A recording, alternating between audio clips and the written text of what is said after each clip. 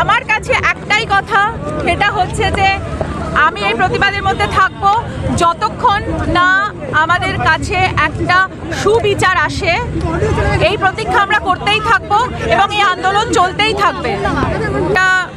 একটা খুব ইম্পর্টেন্ট এজেন্সির কাছে এই ব্যাপারটা আছে এবং নিশ্চয়ই ওনারা যথেষ্টভাবে কর্মরত আছেন এই পুরো গোটা বিষয়টা দেখছেন। কারণ এই গোটা বিষয়টা নিয়ে আমার মনে আমরা যেরকম উত্তেজিত, আমার মনে হয় সারা ভারতবর্ষ উত্তেজিত হয়ে এবং বিদেশের থেকেও মানুষ উত্তেজিত হয়ে আছে। ফলে এর একটা অবশ্যই এমন কিছু একটা মানে একটা নিশ্চয়ই সলিউশন বেরোবার জন্য চেষ্টা করা হচ্ছে, তাই জন্যই বোধহয় সময় লাগছে।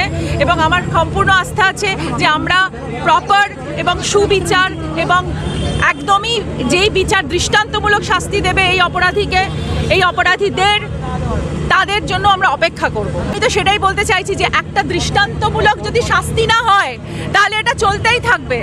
আমরা যদি সবসময় এইটার মানে একটার পর একটা ইনসিডেন্ট দেখতেই থাকি আর কোনো শাস্তির কোনো জায়গা না হয় এবং সেখানে এরা মানে এইভাবেই তারা পার পেয়ে যাবে, এটা কখনো সম্ভব নয়। এইভাবে একটা রাজ্য, একটা দেশ চলতে পারে না। তো আমার কথাটা হচ্ছে যে একটা দৃষ্টান্তমূলক শাস্তি তৈরি করতে হবে, যে এইটা করার আগে 100 বার লোকে ভাববে যে এটার পরিণতি কিন্তু এটা হবে। পরিণতিটা কি হবে সেটা তো আমি জানি না, তবে পরিণতি অবশ্যই এমন একটা কিছু হওয়া চাই সেটা মৃত্যু হতে পারে, সেটা আরো বেশি না মানে কি বলবো পাশবিক হতে পারে, যেটার জন্য যেই যন্ত্রণাটা এই ক্রিমিনালরা অন্যদের মানে মেয়েগুলোকে দিচ্ছে সেই একই যন্ত্রণা এবং তার বেশি যন্ত্রণা যেন তারা পায়। আর কিচ্ছু যায় আসে না তাতে। আমার ভেতরের ইন্টেন্টটা কি, আমি কিভাবে পাশে আছি এবং থাকবো এবং থেকে যাব, এটাই হচ্ছে আমার বিষয়। আমাকে কে কি বললো তাতে আমার কিচ্ছু যায় আসে না। আমি যেভাবে নিজের প্রতিবাদ জানিয়েছি প্রত্যেক দিন থেকে, প্রথম দিন থেকে আজ অবধি, আমার অন্য কোনো পোস্ট নেই এক্সেপ্ট এটা ছাড়া যে বিচার চাই, সুবিচার চাই এবং এর থেকে আমাদের মুক্তি চাই। অবশ্যই এটাই থাকবে এবং আমাকে কে কি বললো তাতে আমার কিচ্ছু যায় আসে না, কারণ আমি জানি আমাদের ভেতরটা কতটা কষ্ট পাচ্ছে এবং আমার ভেতরটা কতটা কাঁদছে। এই প্রতিবাদ আন্দোলনে রাজনীতি থামা বসিয়েছে, কি বলবেন এই ব্যাপারে? রাজনীতির লোক আমি নই, আমি রাজনীতির ব্যাপারে কিছু বলতে পারবো না। আমি একজন সাধারণ নাগরিক এবং সাধারণ নাগরিক হিসেবে বলবো, মহিলা হিসেবে বলবো, একটি মেয়ে হিসেবে বলবো, মা হিসেবে বলবো, আমি স্ত্রী হিসেবে বলবো, কন্যা হিসেবে বলবো যে এই নারকীয় অত্যাচার যেটা আমাদের উপর চলছে সেটা বন্ধ হোক এবং সেটা কিভাবে বন্ধ হবে সেই রকমই একটা আইন আনা হোক যেখানে সবাই স্তব্ধ হয়ে যাবে যে এটা একেবারে একটা অনুচিত কাজ। নাইট ডিউটি না বলছে, মেয়েদের সময়সীমা কোথাও বেঁধে দেওয়া হচ্ছে, আর সেটা নিয়ে কি বলবে যে প্রত্যেকেই এখন কম বেশি রাতে কাজ করতেই হয়?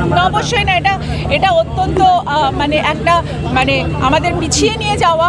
যদি কেউ বলে যে আমাদের মানে নাইট ডিউটি করব না আমরা এবং মেয়েরা নাইট ডিউটি করবো না, তার মানে কি আমরা তো হার স্বীকার করে নিচ্ছি, আমরা হার মেনে নিচ্ছি পুরুষদের কাছে। সেটা কখনোই সম্ভব না। এমন কোনো দৃষ্টান্ত তাহলে একটা কাজ করে দেয়, ছেলেরা ভেতরে থাকুক, মেয়েরা বাইরে কাজ করুক, তাহলে মানে সেরকম কিছু করতে হবে। কিন্তু এমন একটা কিছু করতে হবে যেখানে মেয়েদের রাইটসগুলো টোটালি প্রিজার্ভ করতে হবে, মেয়েদের রাইটসগুলোকে টোটালি আমরা এক্সারসাইজ করতে পারি। এটা গণতান্ত্রিক দেশ এবং আমাদের অধিকার আছে আমাদের রাইটসগুলোকে এক্সারসাইজ করা। এইটা কোনো কথা না যে মেয়েদের নাইট, তার মানে কি, মানেটা কি, তার মানে কি আমাদের ভয় বাঁচতে হবে? সেটা কখনো আজকের এই সেঞ্চুরিতে থেকে তো আমরা নিশ্চয়ই ভয় বাঁচবো না।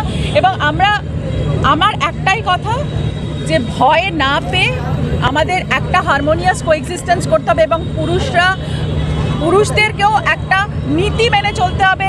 তাদের বুঝতে হবে যে তারা যেটা করছে সেটা একেবারে একটা অন্যায় কাজ। এই অন্যায়টা যতক্ষণ না তাদের মাথায় ঢুকবে তার কোনোদিনই কিছু করতে পারবে না।